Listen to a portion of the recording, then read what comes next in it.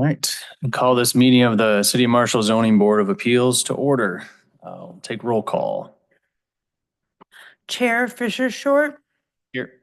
Byrne, Hill, Here. Carnes, Here. Stewart, Here. alternate Underhill. Here. You have a quorum. Thank you. Next door, please rise for the Pledge of Allegiance.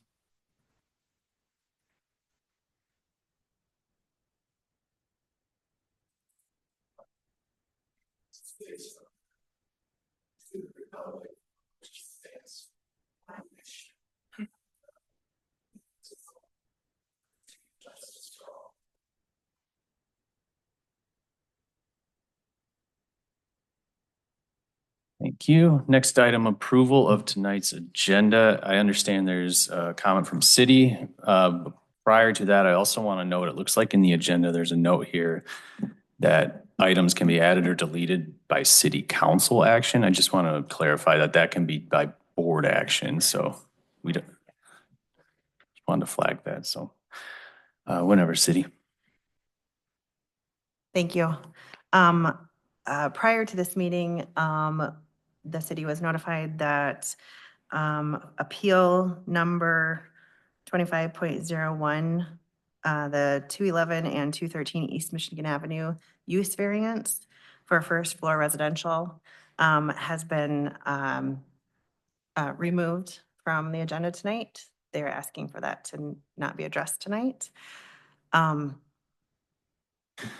Thank you. So I think two things here. One, we'll take a motion to modify the agenda accordingly. And also I want to note, well, we'll let the motion go through first, actually. So do I have a motion to update tonight's agenda to remove the hearing on appeal number 2501? So move, Stewart. Second. Second, Carnes. All right. All in favor? Aye. Aye. Opposed? Motion carries.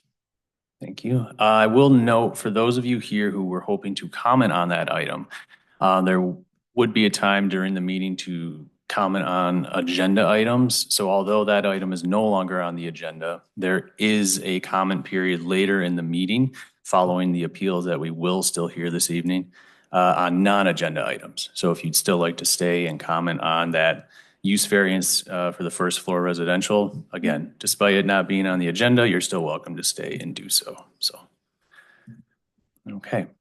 So with our modified agenda, I believe we'll take another motion to approve the agenda as amended, correct? All right. So moved. Hill? Support, Stewart. All in favor? Aye. Opposed? Thank you. All right. Next item, public comment on agenda items. I'm sorry. Oh, I'm sorry. Thank you. Next item, approval of minutes from our previous meeting on December 19th. So I trust you had board members had the opportunity to review those ahead of time, but if you need to do so now, otherwise I'll take a motion for approval on those. So moved, Carnes. Second, Hill? All right. All in favor? Opposed? Motion carries. Thank you. Okay, now we will move to public comment on agenda items. So is there anyone here other than our representative for the appeal who is here to comment on appeal number 2502, the dimensional variance for 112 North Eagle Street? Okay. Old business? Don't believe that. Okay. We'll move to the appeals portion then.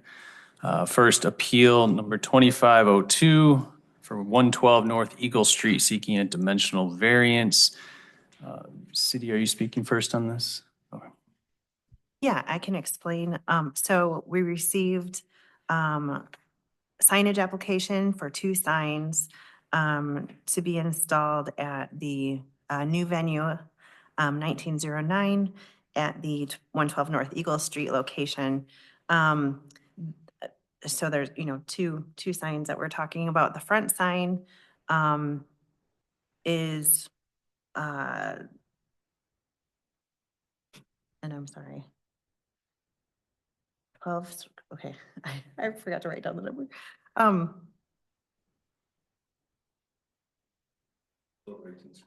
18 square feet for that was the back. The front of the 18.06. Okay, thank you. Sorry, my apologies. Had my numbers mixed up. So the front sign, is a projection sign, which is allowed. But so at this point in time, the city has an existing zoning or sign ordinance. And then we are also working on a new sign ordinance, through efforts between the city council and, the planning commission. And so, when we reviewed this sign, our current sign ordinance, doesn't allow for quite as large of sign. The new ordinance allows for a 12 square foot sign. The front sign that was applied for is over 18 square feet. And the back sign that was applied for, which is an awning sign, to be mounted to the face of an awning, coming off the back entrance, is over 17 and a half square feet, so 17.6666 square feet. So we informed them that that would not meet our ordinance, and so that's why we're here today. They would like to apply for this variance. There was an existing sign on the front of the building that was torn down and could no longer be used. So there was not the option of them refurbishing a sign. They did go back and try to measure what that sign would have been. And I think I did attach some photos that were submitted. And we approximated what that sign would be, which probably would have been even larger than what the sign that they're asking for. Both signs are desired to be lit. We don't see that as being an issue with the way that they're proposing that to be done. It is very much a dimensional question at this point. You mentioned revisiting the sign ordinance. Is there an anticipated change in the current ordinance? So there is an anticipated change, kind of a smattering of things throughout the sign ordinance. Nomenclature about, in our original sign package, there is not a distinction between a projection sign, which is a sign that sticks out perpendicular from the building, versus a wall sign, which is typically thought of as being mounted to the face of the building, right? And so that is a designation that's made in the proposed sign ordinance. So what we have been doing when we've been reviewing signs that have been coming in is giving people the benefit of the doubt. If they're submitting under the, in this time frame in between, we're giving some flexibility, kind of whichever ordinance is better for them. We've kind of been allowing, and yet it's just that this still falls outside of those parameters. Okay. Thank you. Any questions, I guess, for city before we hear from the applicant? If the old sign would have been usable, is it because it was grandfathered in that they could have continued to use the old sign even though it wouldn't have been outside the parameters? You are correct. If I could share an example of another sign in town, the McDonald's sign is larger and taller than what we would allow currently, okay? That sign, I really don't know how old that sign is, but they have continued to do work on that sign in pieces, right? So that they wouldn't ever have to tear down the sign. Because then that would trigger a new sign under the new sign ordinance. So it gets grandfathered in. So if the original sign was still hanging up there and they could, reface the sign, rework it, keep the intent of the sign there, then we wouldn't have had an argument against maintaining even the larger size than what they're asking for now. Looking around the downtown area, there are some, I guess it'd be freestanding signs. Fountain Automotive, Bud's Towing, larger signs, I would assume 4x4, if not greater, so greater than 16 feet at least. Assume those were also grandfathered in. I would assume, I'm not certain. I would assume though, yes.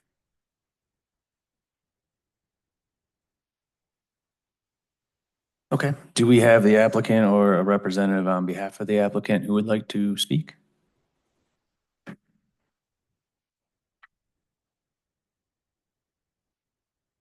Good evening, ZBA. My name is Joe Karen. I'm here on behalf of Schuler's Restaurant and Venue 1909. As Marcia explained, we're doing quite a expansive renovation to the old Dreamers Furniture Building. Our intent with these signs, like Marcia mentioned, we were hoping to utilize that previous sign that was up there. We actually developed our logo for the venue around the shape and design of that sign. Unfortunately, once we kind of took a look at it, it was so degraded that it wasn't able to be really refinished in a way that would be useful to us.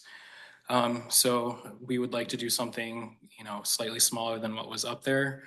We feel like with the size of the building that this size of sign still fits, and it also makes our space visible from Michigan Avenue, which is going to be something that's important to us. We're hoping that this space attracts a lot of visitors from outside of town, and so having that visibility from Michigan Avenue will certainly help with the wayfinding of the venue. And then on the back portion of the building, like Marcia said, the sign is intended to go in the overhang that's over the stairs. It'll be a flat sign, but we would like to have it backlit so it's able to be viewed, in the evening time. There is a new parking lot light that's about 20 feet from that sign, so I don't feel that the backlight, the minimal backlight that sign will provide will do any harm to the neighbors or be outshining the street light that's not too far away from it. So, that's our request. If you have any questions, I'm happy to answer that for you. But, we're doing a lot of work to this building, and we want to be proud of our signage, and we feel like these are two good examples that will help it stand out. So appreciate your thought on this and consideration. Any questions from board for Mr. Karen? Thank you. Thank you. Okay. Open it to board to deliberate. In our packet, we have the various factors to consider. Per usual, I don't feel a need to recite them verbatim, but open up for comment if any board member has a comment on the first factor of strict compliance will deprive the applicant of rights commonly enjoyed by other property owners.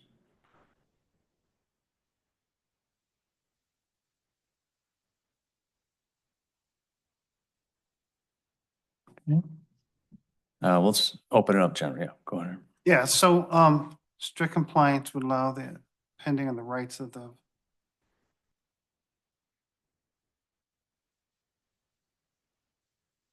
so it's just beyond the maximum size. But I'm kind of going with so it was allowed at one size, and then we're in between, we're making it even larger. True? Current policy, or what's the Yeah, current ordinance is one size. We're pending a larger ordinance, and that this is even larger than that. correct.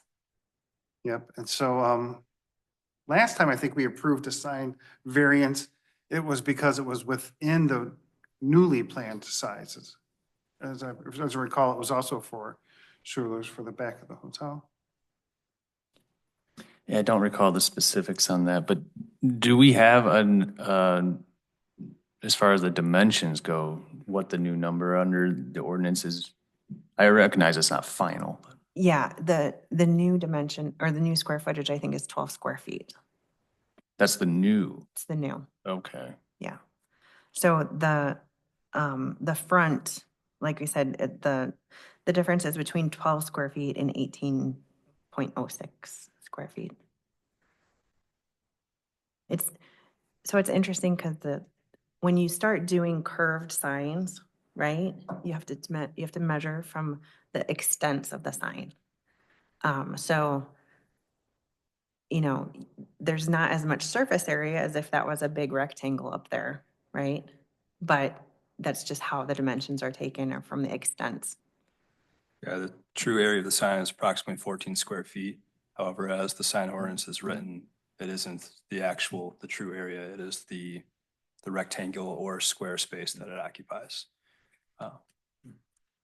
Seeing the renderings, the drawings that were provided, I mean, as far as scale is concerned with the facade of that building, I do think it's proportional.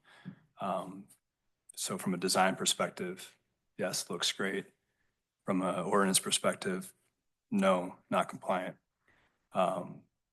But taking that scale into account, taking the side street into account are all things that I'm keeping in mind as we talk through this. I would just kind of add though that I think, we have an ordinance and it's like, hey, we know it's not big enough. We've gone bigger. And then, right out of the gate, we're like, well, let's just allow bigger still. It's like, why have an ordinance? There is part of the new sign ordinance that has to do with vintage sign design. This would have been an excellent candidate for that because of the historic character of it. Keeping the old Dreamer sign in sight and understanding that was the original intention was to be able to maintain that sign. From one perspective, precedent had been set. So I'm keeping that in mind. I do believe that the character of it does reflect a more historic nature. So had this process been up and running, that would have been my recommendation for them to actually go through that process through the planning commission. Because I do feel it meets it is within the correct zone. It does have the historic architectural character in mind. And it meets the requirements for a decision like that to be made through that procedure. But that's one pathway and we're at a different path right now. And that has not been, even the new ordinance has not been approved yet, right? Like I'm kind of going out on a limb, allowing signage at the bigger size the way it is right now, right? Like, so in our current sign ordinance, there is not that option of doing a historic path to go directly to planning commission for approval, right? It's just not Question, can I there ask you a yet. question? Yeah. So you're part of drafting the new ordinance? Yes, So why 12 instead of 18? I don't know. I'm sorry. Yes, please. Was part of months of discussion. Ultimately, the number that was agreed upon was a compromise. There has been feedback from council on a number of different things. I can't recall if the projecting sign was one of them. So that is why it was sent back to the planning commission for additional discussion. There will be a joint session sometime in the near future to talk through some of the concerns raised by council, or maybe it's more opportunities. I mean, this is the more information you collect, this is good information here, the more it could influence that. And it does make me wonder if requirements for Main Street facing versus side street facing versus alley facing, if there are other ways to look at this to open it up. But these are all ideas that need to be discussed with the planning commission, with the council, and then ultimately approved by the council.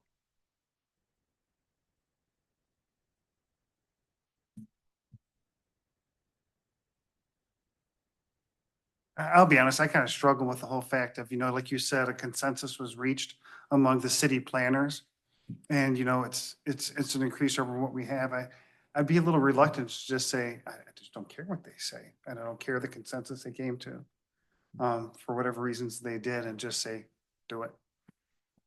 It does set a precedence too. I mean, I imagine every other sign coming in is you would use that as a benchmark, maybe making a de facto standard that city planners didn't plan on. Yeah, I agree. I think, everybody has made good points. I also think, though, that there's a reason we do have the variance process. And if in the unique situations regarding someone's property, if the points that they present satisfy me and my years of being on the ZBA, then I think that's why we have this process. So, Yeah, and I think that may be where the discussion should lead, is what is truly unique about this building that justifies it being given this variance, right?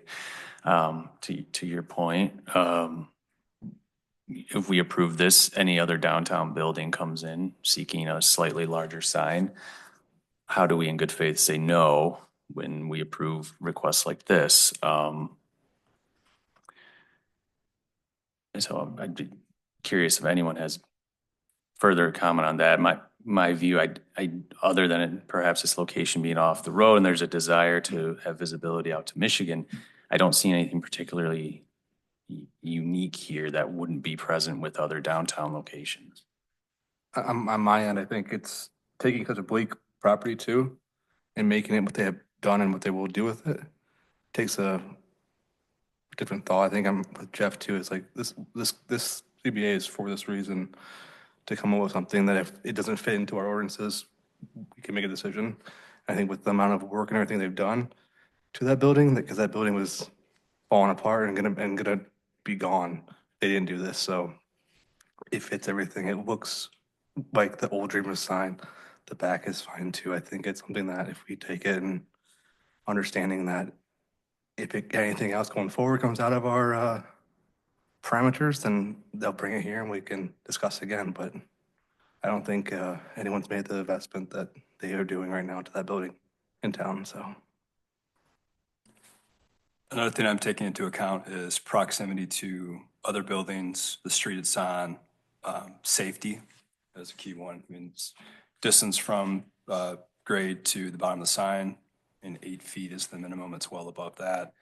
But if the facade of this building was significantly narrower, if there were other businesses next door to it, and a 18 square foot sign overshadowed those other businesses, I think that would be harm to them, and that'd be something that would be hard for me to approve a variance for.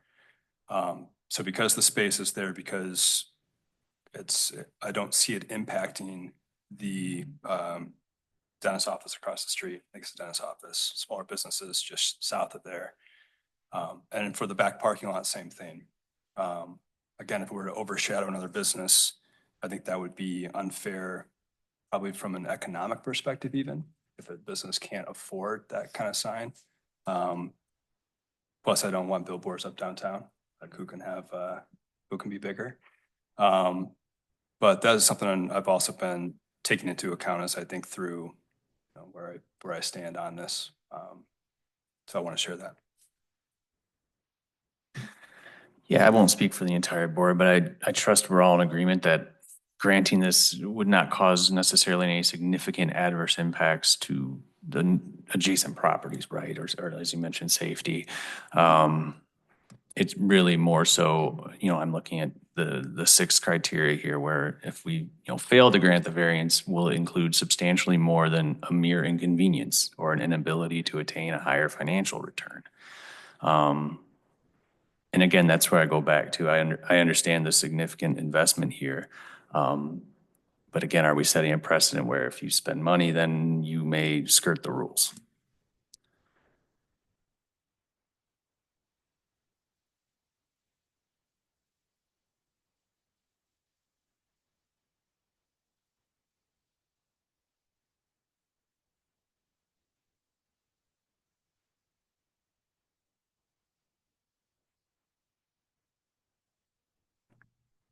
This is deviating slightly, but Marcia or anyone from the city, is there anyone that could speak to the vintage sign design process?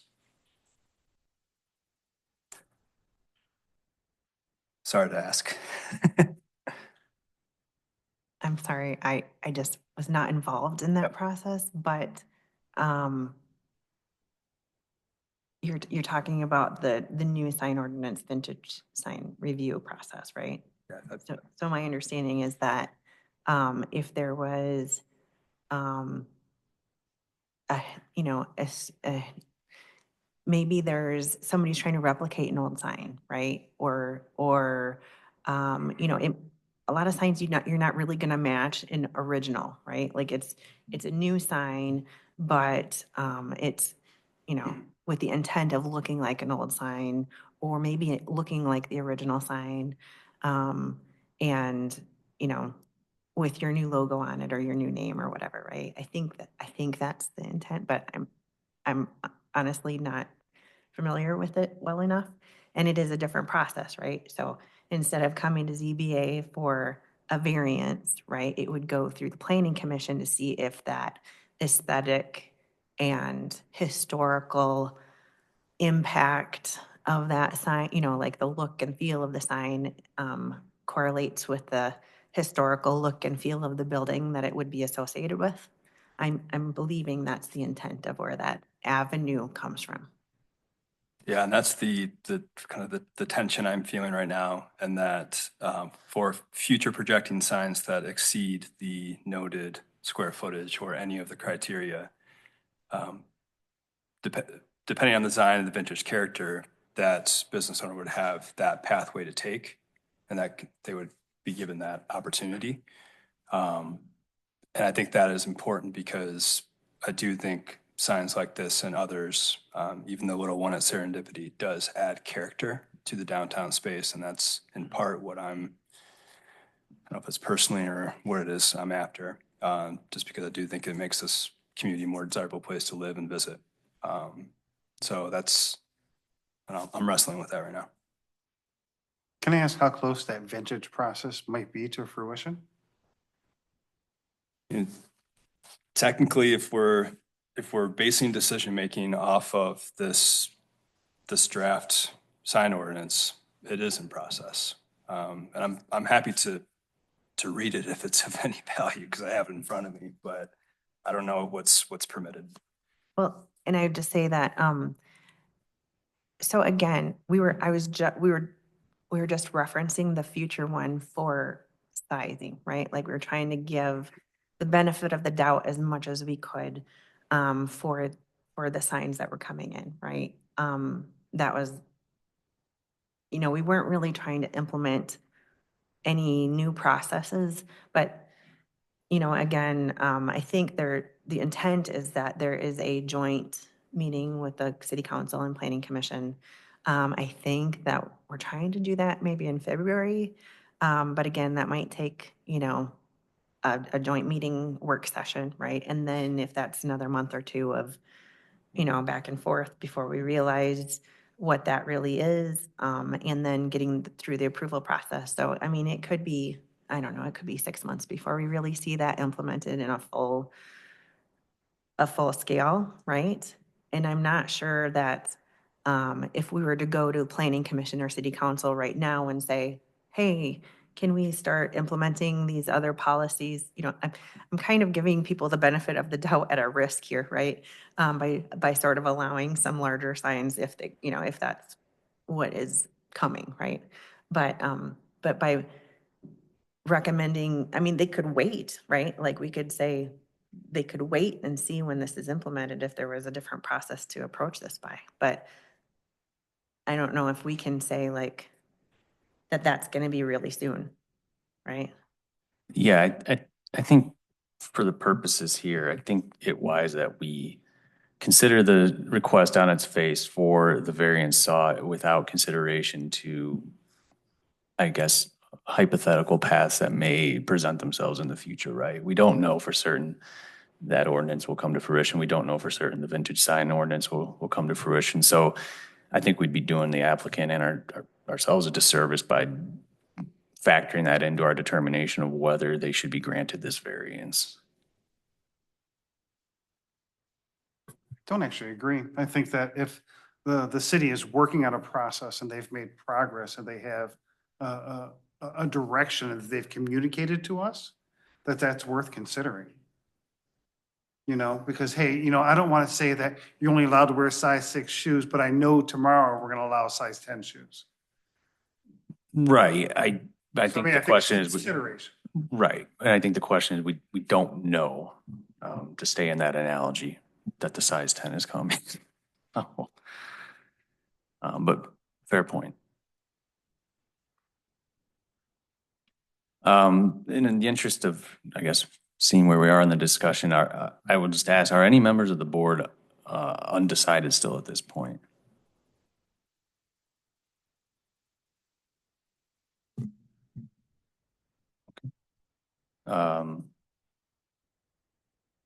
In that case, perhaps take a moment and then I suppose we can hear a motion to move to vote if members are decided on how they'd like to move forward on this.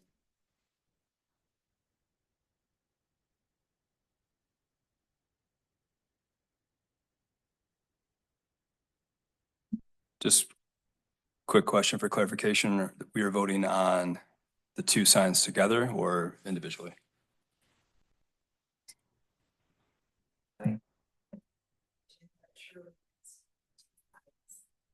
And so I would like to leave that at your discretion. It was one application.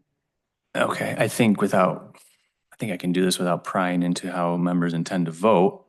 If this is two different signs or one sign, is that going to change any member here how they vote? Okay. Then I think we'll proceed with one motion to approve the variance with the inclusion of both signs.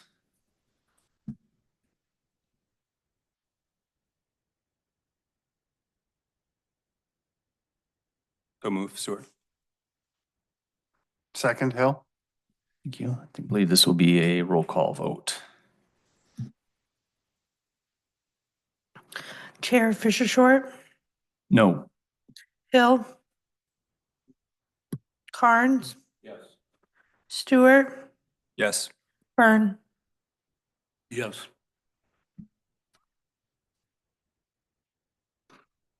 You have 3 yeses and 2 nos, so motion carries. Excuse me, motion carries. Thank you, Mr. Karen. You are welcome to stay for the bail. I don't need to explain this to you. You've been at plenty of these meetings. Okay. Bear with me as I pull our agenda back up.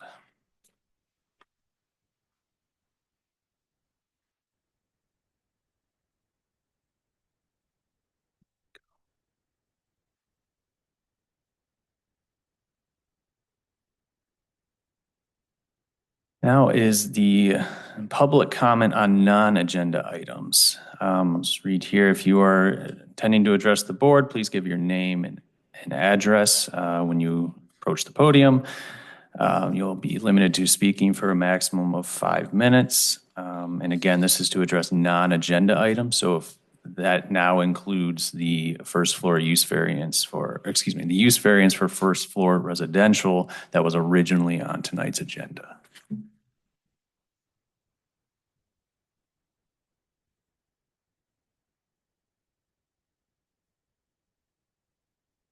Hello, board members. My name is Karen Drenth. I live at 602 Laura Lane in the city of Marshall. Not only am I a city resident, but I also own 2 businesses downtown and serve on the MEDA board. So I am here to discuss what may come to this board and relates to the use of different buildings throughout the downtown. So there was initially something on the agenda relating to residential use on the first floor. And so I just want to talk through kind of your criteria and how I see it relates to that particular project. And then I have some general comments too, just as the board is considering things as the city continues to grow and thrive. So looking through your criteria for granting these types of variances, the first one talks about suitable use. And I just want to go on the record for saying that the property appears to be suitable for the uses permitted in the zoning district. That's evidenced by other similar buildings throughout the downtown. It's evidenced by the occupancy of that building currently and in the recent history as well. Another criteria is the unique circumstances particular to the property. It would appear that the property is not unlike others in the neighborhood. Similar buildings exist throughout downtown again. And the next point is regarding the essential character of the neighborhood. And I think this is especially important when thinking about variances such as this. The use of this variance would alter the essential character of the neighborhood. Activating the alleyways in downtown Marshall has kind of been the next step in the placemaking efforts of the city. This type of activation has already begun in the parking lot of the library. Changing the use of the first floor of the building will negatively impact strategic activations that make the downtown vibrant and also inviting. Residents of a first floor apartment are typically not going to be excited about an activation zone outside of their living room or kitchen windows. In addition, the loss of commercial space does mean additional spaces that are not attracting tourism activities into our downtown. The fourth point I want to address is I'm going to skip the hardship portion. The applicant there was no change in the zoning from between the applicant's purchase of the property and the variance request. But I think the other points are standalone on their own. So in terms of kind of further considerations, I just want to point out the fact that first floor commercial space in Marshall is a limited and scarce resource. And once property would be allowed to be converted to a residential space, it likely would be cost prohibitive for it to be converted back to commercial space. With the additional employment base that's likely coming to the Marshall area in some form, there's certainly going to be some type of increase. Retail and commercial space will certainly have some level of demand pickup, and granting a variance or changing the code will have negative effects on the commerce in the downtown, which is vital to the strength of the town and the ability of the larger businesses really to attract talent and retain talent in our communities. Granting the variance will also create a precedent and open the door to the loss of other commercial spaces, which could further erode our downtown business district. Again, we have limited resources, limited spots. We can't really readily expand our downtown. We really have the buildings that we have. I would also say that this variance would go against all the best practices you see for mixed-use properties. The first floor is always reserved for commercial use to drive foot traffic and accessibility for both residents and the general public. It creates a lively street scene and enhances the walkability of the area. Retail businesses obviously benefit from the built-in customer base, while the presence of the shops has been found to further enhance property values and attract residents to a downtown so they can walk to a variety of businesses. That is definitely an appeal for people that are renting places downtown, that they can walk and get a bite to eat or shop or get their nails done or whatever they choose to do. Not me, I don't get my nails done, sadly. I also want to point out that parking is a consideration. You know, we've added some projects to the downtown, which are wonderful projects, but they are going to require parking, including the one we heard the variance on earlier. That's a 250-person venue that is on that same side of the street as some of these other opportunities for expanding resident use. I think those are my biggest points of contention, and I had 15 seconds to go, so I thank you all for your time and your efforts on this board. Thank you.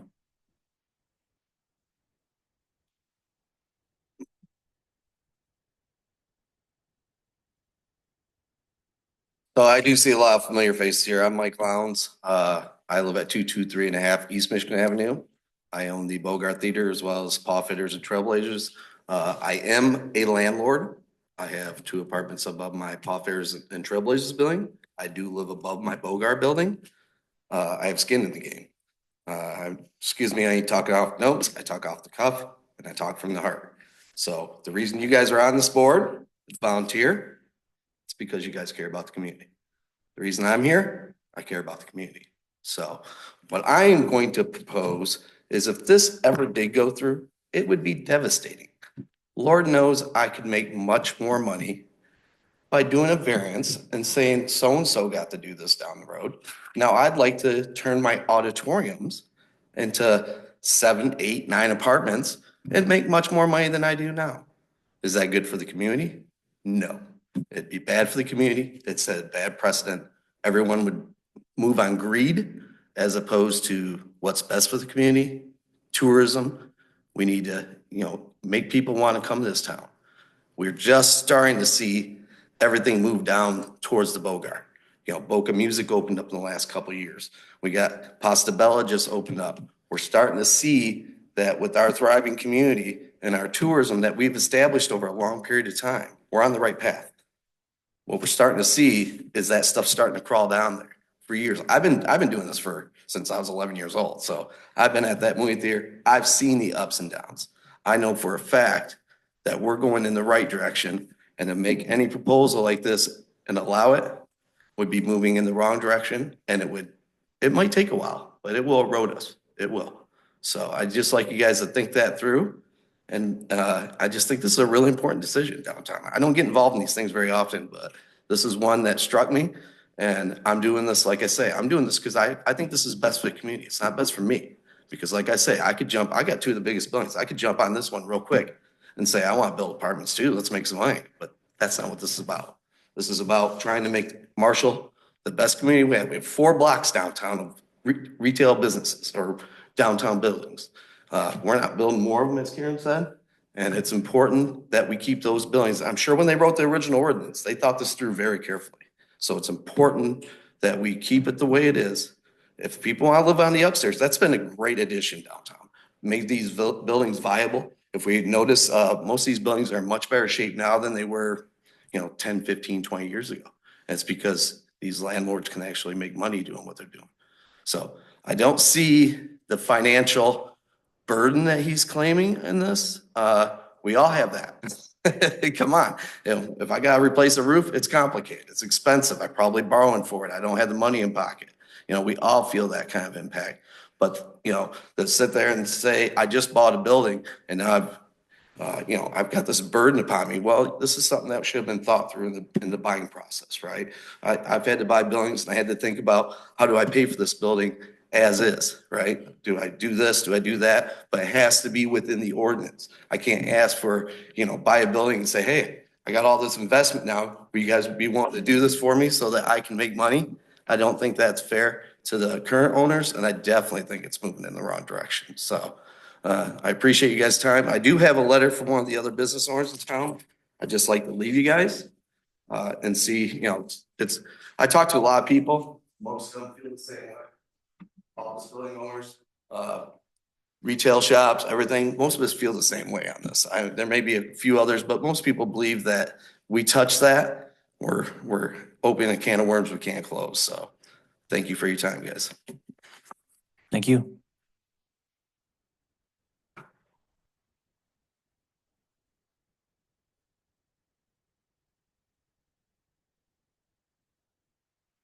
My name is Penny Kinter. I live at 211 Chauncey Court, and I also own the building at 150 West Michigan that the mole is in. I think Kristen, who owns the mole, sent all of you, did you all get copies of her letter? So I don't need to read this letter out loud. That was what I came to do. But I do support what she said here. I want you to know that. My biggest concern has always been about parking. From the time that we opened our store, it's going on 50 years now. So it's been an ongoing concern of mine. And I think that the impact of starting something that could have a future precedent of other people wanting to put apartments in, just like Mike said, is a very bad place to start, because it is a bad thing for the parking. Parking for downtown has 2 things. The things for retail are short-term parking. Things for apartments is long-term parking. People, and they conflict with each other, and you don't want to, it's a real hard thing to solve. So I'm opposed to allowing this to go through. I want you to know that, and I would like to put her letter in the packet for future consideration. Okay? Thank you. If I may, before the next person comes up, it might be worthwhile stating that the letter that was just received, along with other email communication that we've received we have one from Maida. We have one, I'm sorry, flipping through here. The one from Kristen at the Mole Hole. And we have one from, I'm sorry. Yeah, from Matt Davis. I'm sorry. So those will all be entered into the public record as part of this meeting. And those, like, I'll make a copy of this one that you just handed to me to make sure that all the board gets a hard copy of it as well. But those will all be included in the online packet for this meeting. Okay? And should this come before the ZBA at a future date, we will be able to consider all of this Right. at that meeting as well, Right. correct? Yeah, we'll revisit this whole packet at that time, along with any future application that may come. Okay? Yep, thank you. Whoever's next, yeah, sorry. Hi, my name's Ron Hanold, 155 West Michigan. My wife and I own the Professional Academy of Cosmetology as well as the building on the corner of Eagle and Michigan. And I'm actually very fortunate tonight because I've had some amazing speakers go before me. And there's no sense on me reiterating everything they said because I'm in 100% agreement with each of them. So I'll leave it at that, and I appreciate your time. Thank you.